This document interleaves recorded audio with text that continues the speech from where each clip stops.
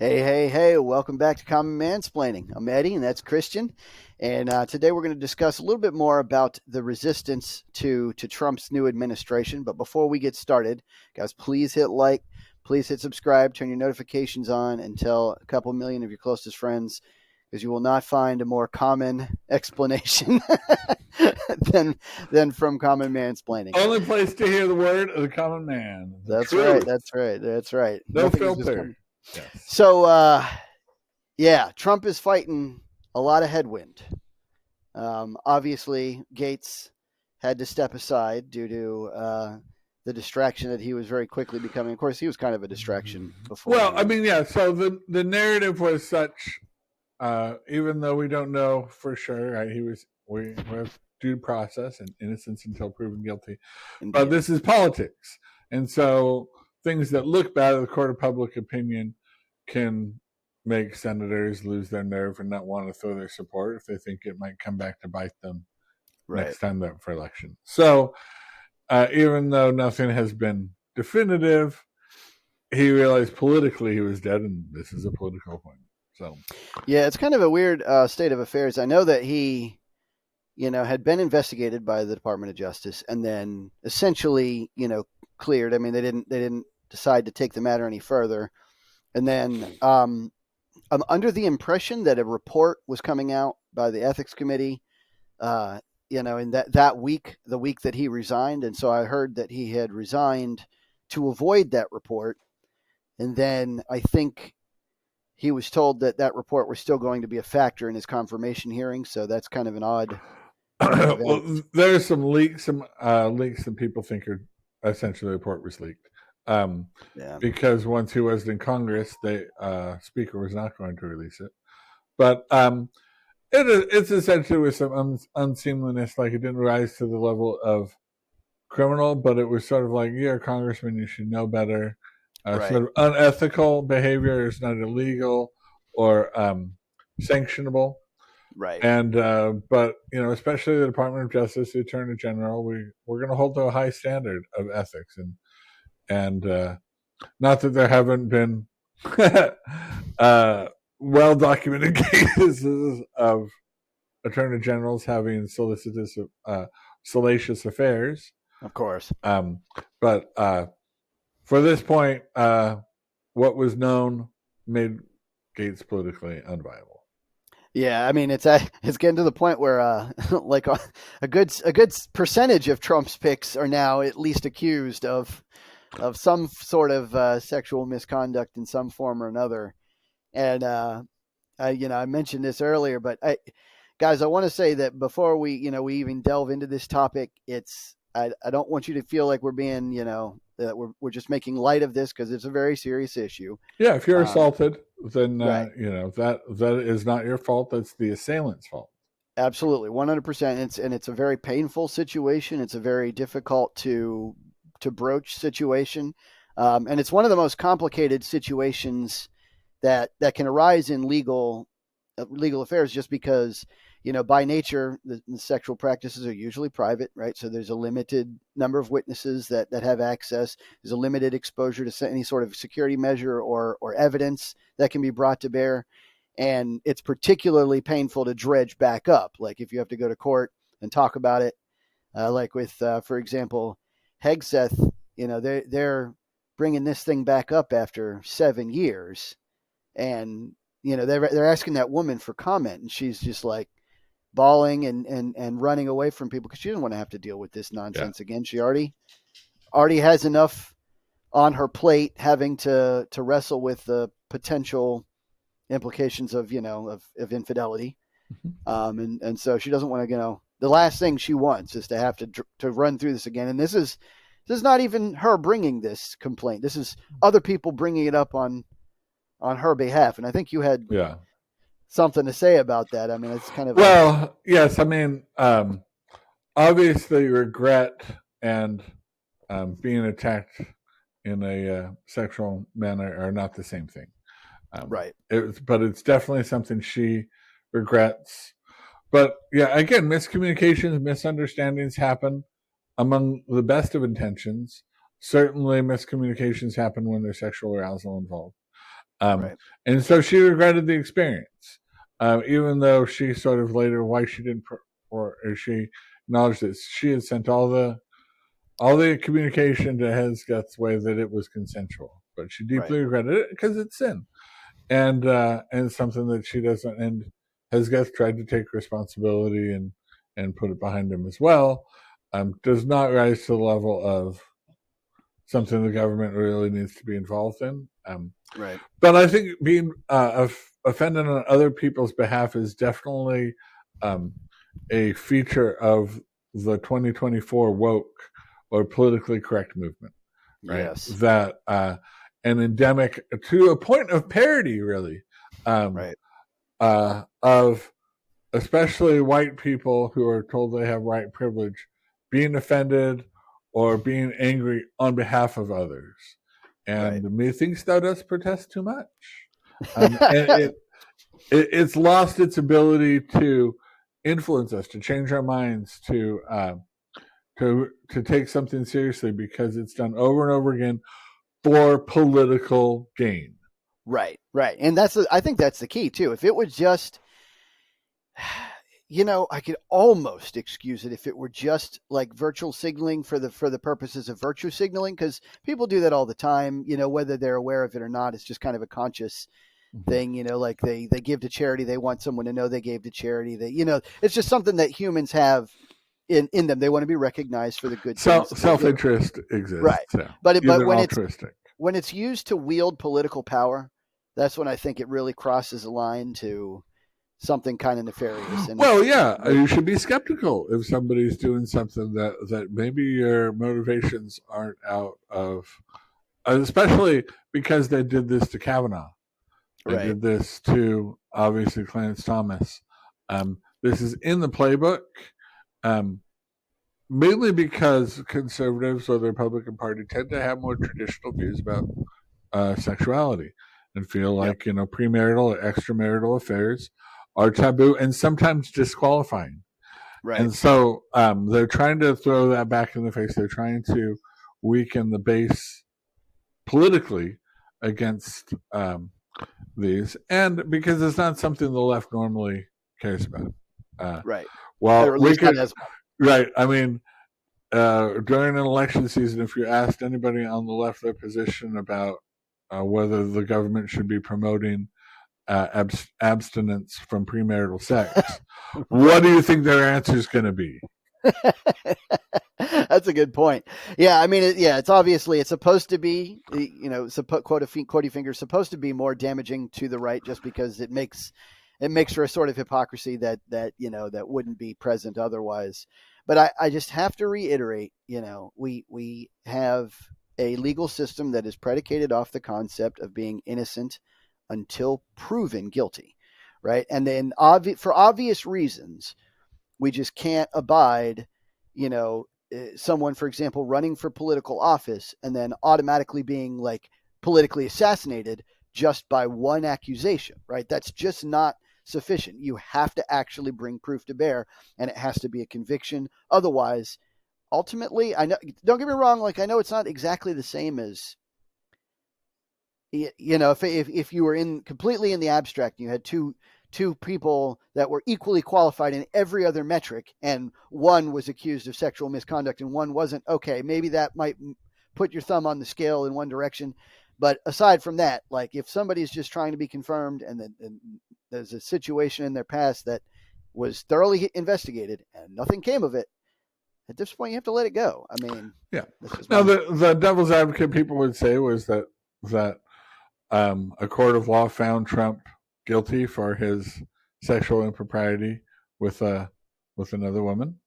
Yeah, so that's can I briefly just touch on this? That's a common misconception. Mm-hmm. And it's important to note this, and people get this wrong all the time. And it's one of those things where I hear it so frequently that I worry it's actually crossing into the realm of something that people are going to believe by repetition rather than by fact, right?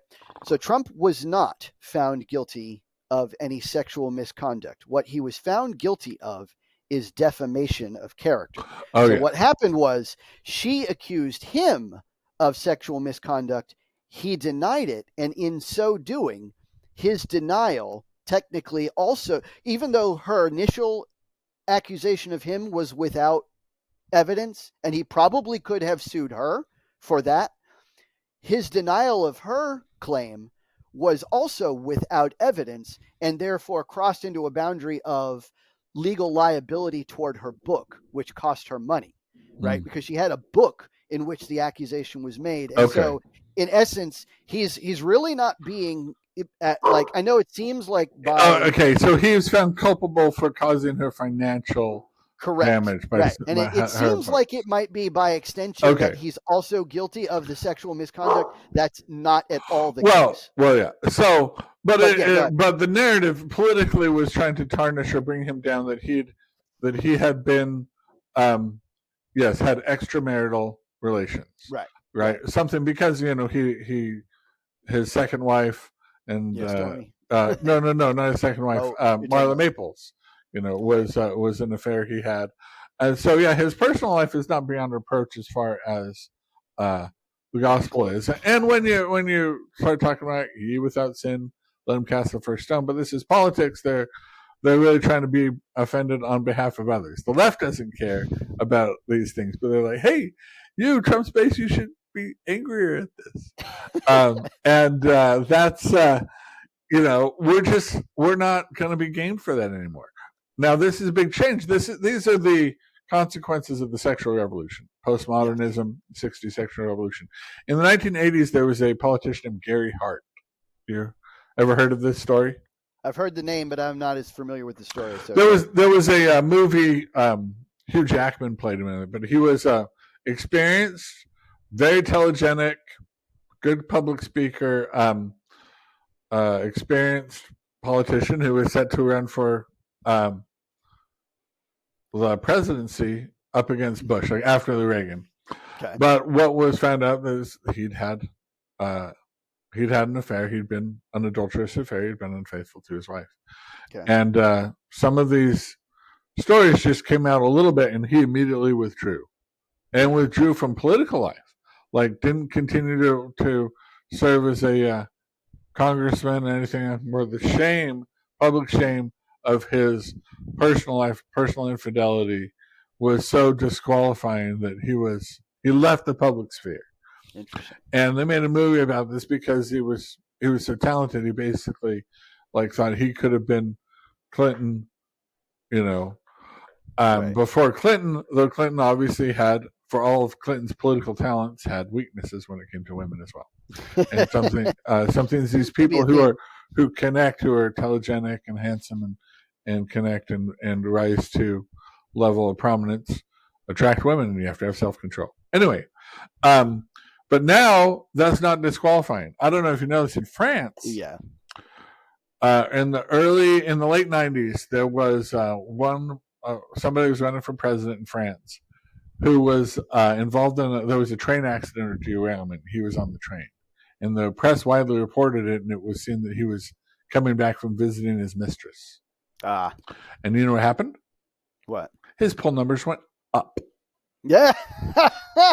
Yeah, there was a case, what was it, with Edwards or whatever. There's a lot of cases where it's like in many cases where I'll see like their polls, they'll dip for a moment, but then 2 years later it's like right back where it was. Well, France, especially because this was a right-wing politician, the journalists were hoping this would torpedo him and his rates go up. They decided a national thing, they will no longer report on affairs, mistresses of political figures anymore.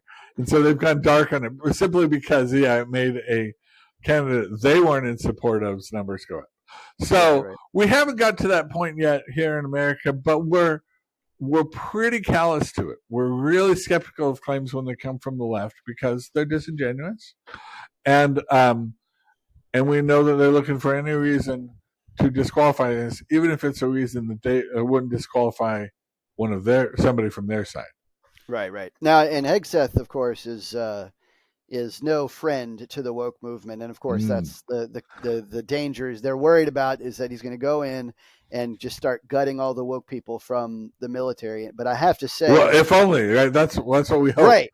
Yeah. Right. Like I'm sitting here, and as I've watched over the years, as the standards for, every physical standard in the Navy and the military and the Marines has just fallen further and further and further. The Navy SEALs, once the pride of the world, like once by far and away, the number one most elite unit on Earth, with operational tempo exceeding anything else in the entire arsenal of the universe, now is kind of like, with two or three people right up, with them neck and neck, some of the other paramilitary groups are at least as capable, if like not more Mossad so. or Yeah, general allies. I mean, yeah, well, let me play devil's advocate and say sure. what maybe the arguments, anticipate other people's arguments. They might say, all right, if Navy SEALs are 100 and basically any enemy that they would go up against is like at 30.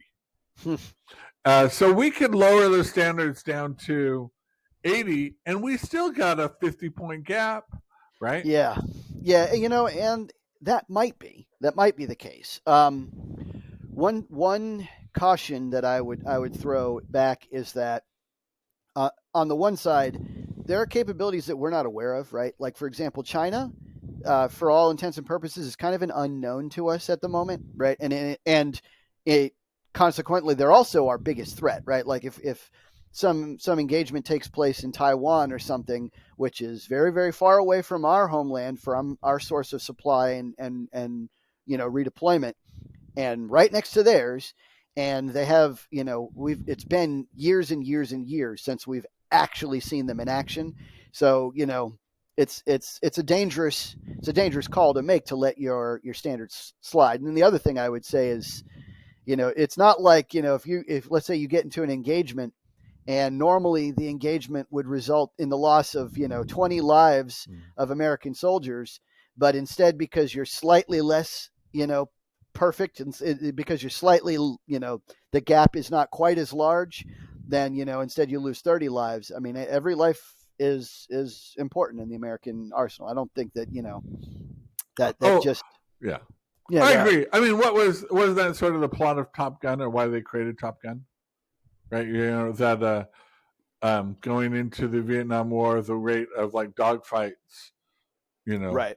it was like 8-1 we would shoot down, and then it had slipped down to 3-1, and was right.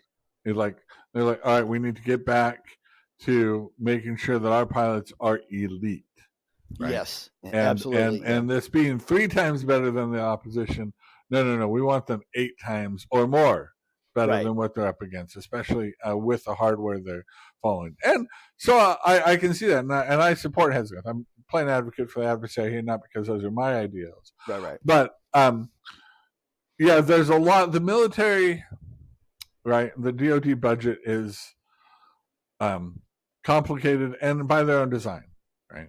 And they want, the number one objective for the DoD budget is to spend all of it so that they don't risk any type of cuts.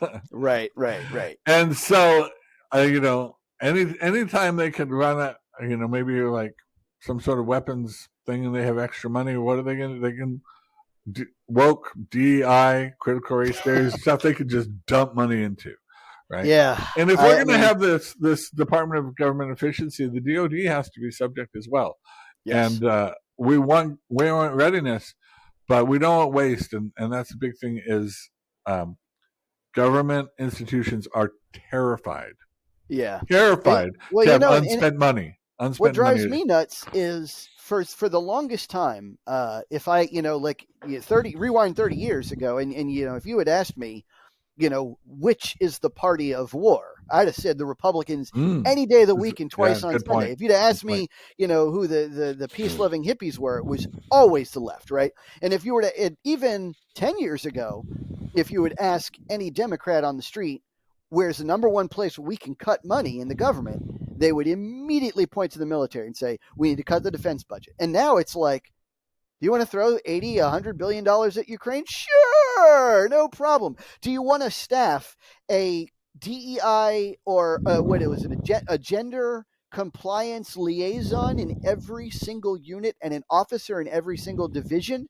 Sure. Like, it's like, what What? How could you possibly want these things and then still think that the Department of Defense is the place to cut? Like, these are just making the Department of Defense horribly inefficient, horribly bloated, and I really do hope that Doge hits them hard, as well as Hegseth. Why is this name so hard to pronounce? I don't know. Mm-hmm. Hegseth. Yeah, I mean, I just want us to be sleek. I don't want to like sacrifice any of our standards. I don't want to sacrifice any of our ability or our military preparedness. But yeah, I do want to make sure that we're spending as little as possible doing. Did you hear that we just had another audit, and once again this year we're almost $1 trillion short on assets? $1 trillion. Yeah. Like, when I was a manager for like convenience stores or district manager for convenience stores, if we were more than 1.5% out of shrinkage, we were like, they would fire half the staff. And that isn't, maybe even the manager, like that's completely unacceptable. That kind of accountability. Government jobs don't have that level of accountability that the private insane. sector How has. is that possible? Yeah. And I think that's one of the big things, right? The stories, the jokes, the parodies that we have about the $600 hammers, or the studies about something like utterly ridiculous, like, do squirrels prefer this type of pornography or whatever, like really crazy stuff. Those are just attempts by institutions to spend money that would go unspent. Right? I'm telling you, institutions are terrified to have any unspent money at the end of the year because they don't want to have their budget cut. And so they will come up with any kind of wasteful crap. So if Doge is going to be good, they need to say, hey, if you have unspent money this year, that's fine. Send it back to the general fund. We won't cut your budget next year, right? We'll reassess and things, and make sure everything you're spending it on is stuff that's going to be useful, knowledge we need, mission critical, and not just we need to keep our jobs. We need to make sure, and I think that that's the deep state, though. Yeah, hopefully, just the fact that we have a Department of Government Accountability, that we've got a situation where, if there's a choice between spending needlessly and just conserving it, at least they'll consider just conserving it, because spending needlessly won't gain them the benefit of maintaining that budget. It's gone. If it's worthless, it's going to be gone regardless.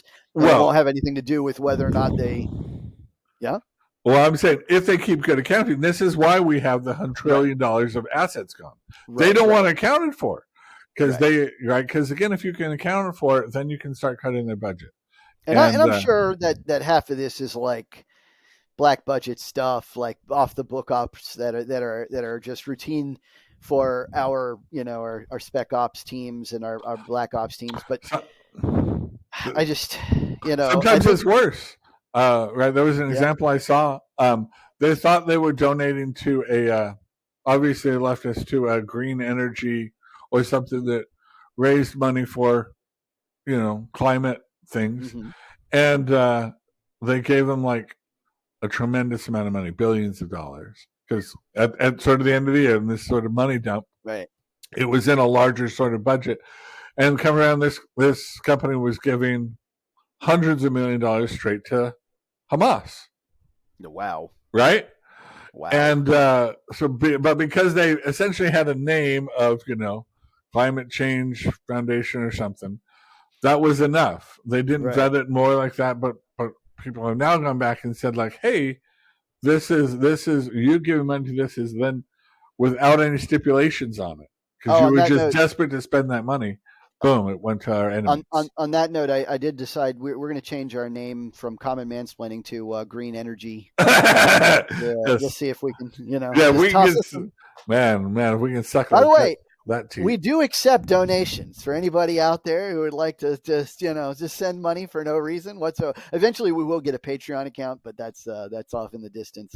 First, I want to make sure that we have a good product. But yeah, on the larger picture, I would caution people to start, instead of just throwing this needless resistance up to Trump and every single one of his cabinet picks, and it becoming like, let's start digging like this is a campaign and see if we can find dirt on each and every person. I mean, Why don't we just wait to see if they actually do produce a positive result in government before critiquing, right? Like, and let's not forget that, Hegseth, for example, he may be fresh on the scene. He may still have military experience and some combat experience, but civilian oversight is important to our government.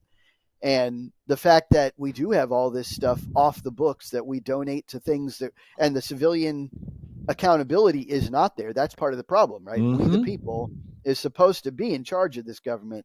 And I couldn't tell you where, at least 25% of our money goes each year. Well, Congress is supposed to be in charge of it, and they've advocated their responsibility. But the one thing we know is once Trump or a Republican gets in office, all of a sudden they're going to get up out of their chair and be like, oh, man, we got a constitutional responsibility. Yeah. So they're going to, the media, the whole left-wing apparatus is looking to keep Trump accountable in ways they would not the Biden or their own side. Right. All this dark, any type of dark area, they're going to be like, want to shine a light on it, right? Because the reaction to Trump and all of his appointees, other than Marco Rubio, maybe, can be characterized as knee jerk. Right. Just reflexive. Though he has confused them with a couple of people that are a little more liberal than normal. The Treasury Secretary has come out saying things that Trump supports politically, and has expertise, does have some connection to Soros, who's a left wing. Right. I don't hear anybody complaining about Tulsi Gabbard, and I love her. I thought she was great. And that, people do complain about RFK, but for all their complaints, every time I press somebody on it, like really press them, like, okay, what is wrong with what he's saying? They're like, oh, he believes in conspiracy theories. Okay, which ones? And it just ends up being air. But after all the pockets are turned out, it's like a bunch of empty hands. So, well, yeah. I mean, if you tell them you don't want us to have somebody who's in favor of abortion rights in charge of health and human services, they're like, ooh, we got a long list of other people we can put there instead of him. Yeah. Maybe you should back off and let him be in charge. Right. I don't know. So Trump I think he wants a diverse cabinet, so he gets diverse ideas. He doesn't want people that are in ideological lockstep.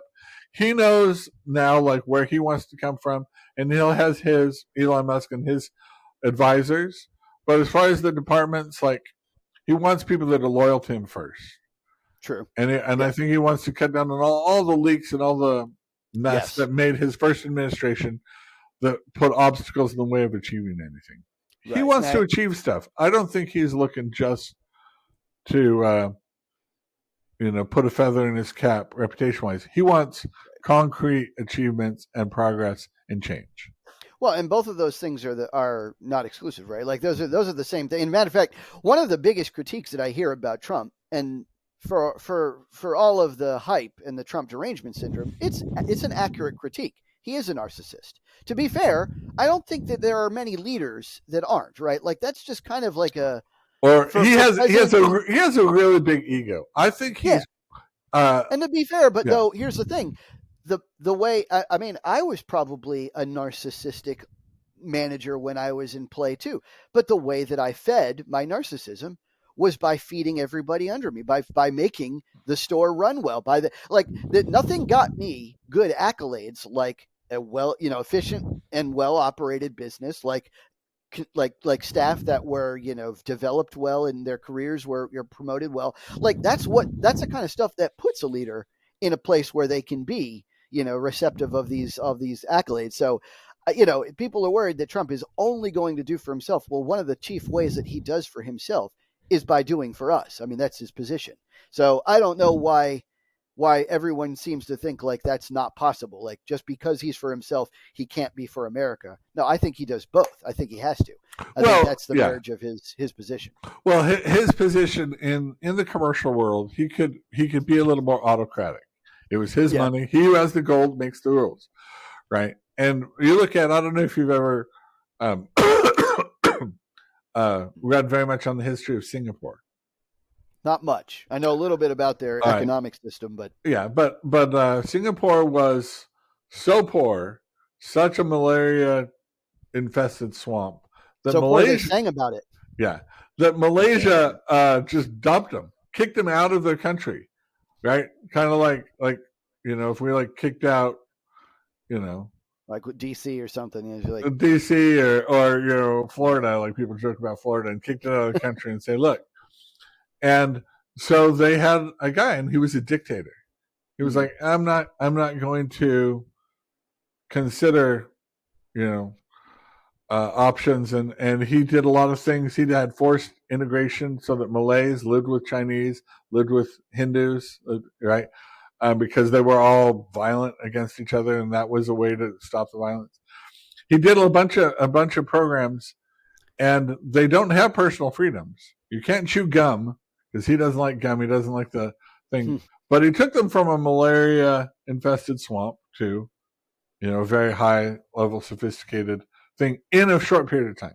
Right. Aristotle said the best system is a benevolent dictator. Right.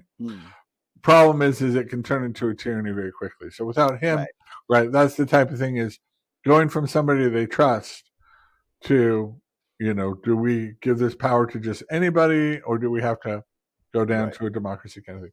Now, Trump, his instinct is to really like, hey, this is really what needs to get done. Let's do it.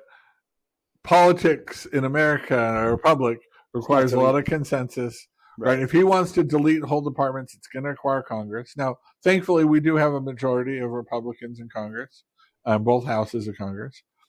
So if he doesn't shoot himself in the foot, he should be able to get them to support his things and get the laws passed that can support his. To be fair, I just want to say, you say thankfully, I'm not such a Republican anymore. Really? Okay. To be fair, I'm still conservative.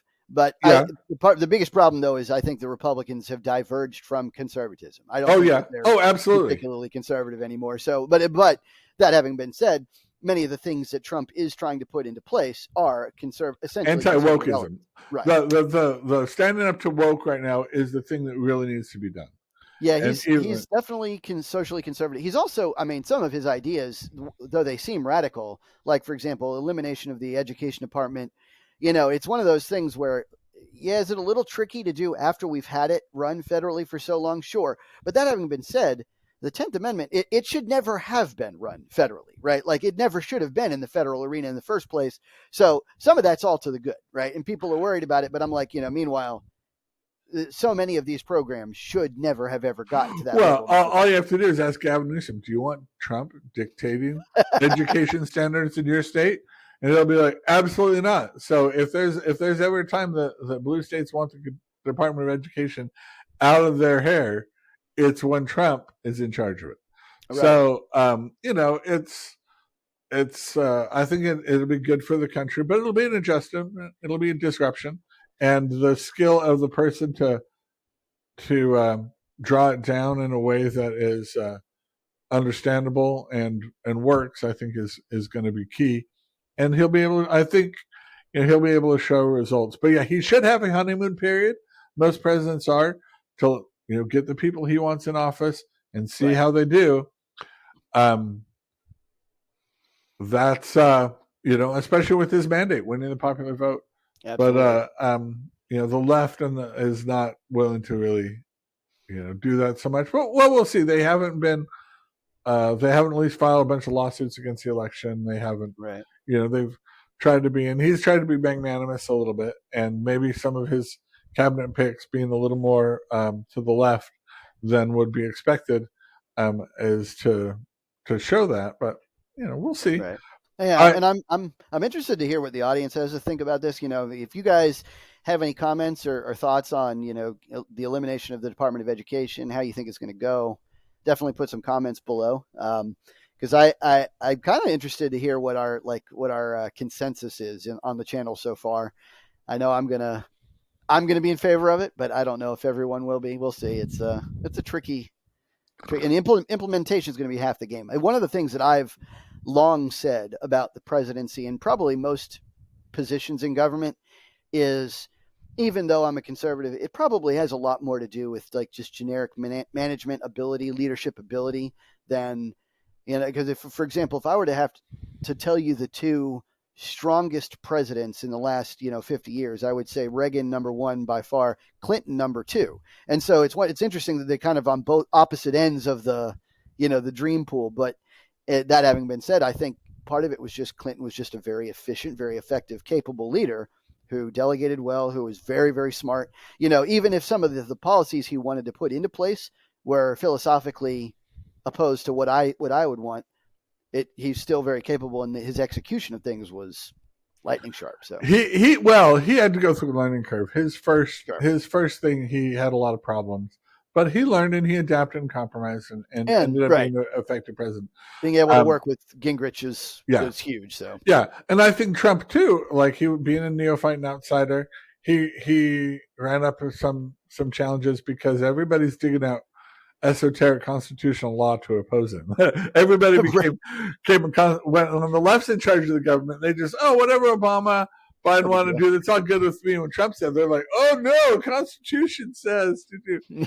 So, I think Supreme Court case of 1863 and a half. And, he's tan, rested, and ready. And I think, with his chief of staff, I think he's anticipated not making the same mistakes and being a more effective president like Clinton and like Reagan. And and his new AG, I think, should be good, though.